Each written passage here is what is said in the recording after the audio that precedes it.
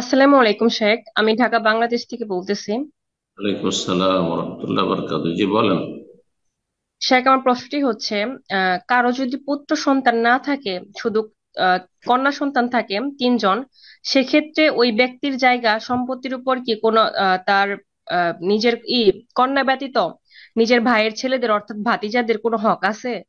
উম, জি, বিসমিল্লাহির রহমানির রহিম, আলহামদুলিল্লাহ ওয়াসসালাতু ওয়াসসালামু আলা রাসূলিল্লাহ ওয়া আলা আলিহি ওয়া সাহবিহি আজমাইন, ওয়া বাদ।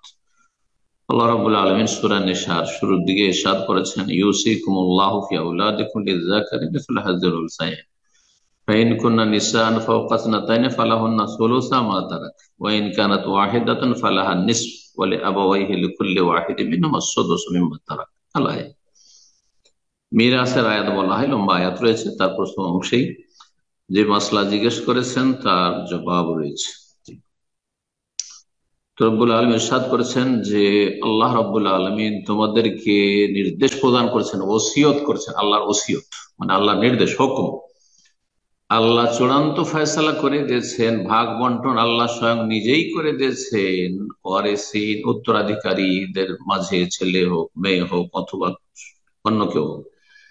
সুতরাং এই ক্ষেত্রে কোনো হস্তক্ষেপ কোনো মানুষের জন্য জায়েজ নয়, যে আমি আমার ইচ্ছা মতো আমার ধন সম্পদ আমি মেয়েদেরকে দেবো অথবা ছেলেদেরকে দেবো, কাউকে দেবো কাউকে দেব না, ভাইরা পেয়ে যাচ্ছে তাদেরকে দেব না, এটা মোটেই জায়েজ নয়। এটা সাধারণ বিষয় নয়, কঠিন বিষয়। কারণ রব্বুল আলমিনের ফয়সালার উপর যেন সন্তুষ্ট হতে পারলো না, চরম অপরাধ এটি। এটা আমাদের মনে রাখতে হবে। তারপরে আসল মাসআলা আছে, সেটা হচ্ছে যে লিয-যাকারি মিসলু হাজ্জিল উনসায়াইন, একটি অবস্থা হচ্ছে যে ছেলে মেয়ে দুই রকমই আছে কোন মা বাবার, তাহলে আল্লাহ বলছেন যে তোমাদের ধন সম্পদে ছেলে সন্তান দ্বিগুণ পাবে মেয়ের তুলনায়।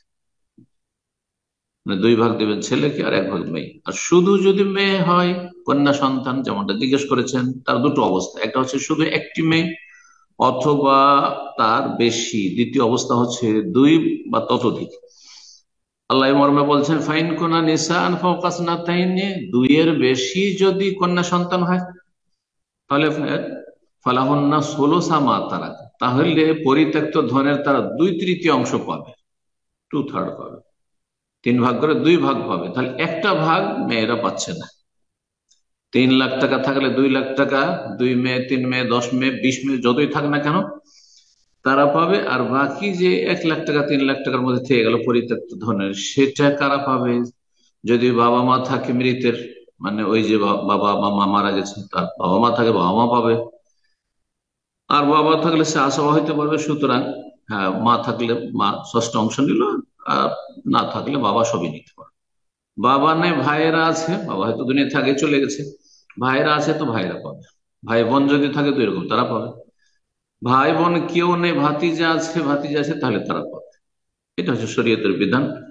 আর ফারায়েজের প্রশ্ন এইভাবে করাটা সাধারণত বাঞ্ছনীয় নয়। ফারায়েজের প্রশ্ন খুঁটিনাটি বিষয়, তারপরও বিষয়টি যেহেতু স্পষ্ট বিষয় ছিল, আর ফারাইজের প্রথম বিষয় যেটি কোরআন কারিমে আল্লাহ শিখিয়েছেন, সুতরাং সেই বিষয়টি আপনাদের সামনে পেশ করলাম। আল্লাহ রাব্বুল আলামিন তার ফয়সালায়, তার ভাগ বন্টনে, সেটা তকদিরের ক্ষেত্রে হোক অথবা মিরাসের ধন সম্পদের ভাগ বন্টনের ক্ষেত্রে হোক, সন্তুষ্ট হওয়ার তৌফিক দান করে। আল্লাহর বিধানের ওপর সন্তুষ্টির কথা মন্ত্রের মতো বলছেন, রাদিতু বিল্লাহি রাব্বান ওয়া বিল ইসলামি দীনান ওয়া মুহাম্মাদিন সাল্লাল্লাহু আলাইহি ওয়াসাল্লাম নবিয়ান বলছেন, কিন্তু রাজি হইতে পারছেন না অনেকে। না, তাহলে আপনি মন্ত্র পাঠ করছেন। এই দোয়ার অর্থ হচ্ছে যে আমি আল্লাহর উপর সন্তুষ্ট, আল্লাহর দ্বীনের উপর সন্তুষ্ট, আল্লাহর নবীর প্রতি সন্তুষ্ট, মানে তার আল্লাহর পক্ষ থেকে, রসুলের পক্ষ থেকে দ্বীনের বিধিবিধান ক্ষেত্রে যা এসেছে আমি সন্তুষ্ট চিত্তে মেনে নিলাম। রব্বুল আলমিন আমলের তৌফিক দান করেন। জি।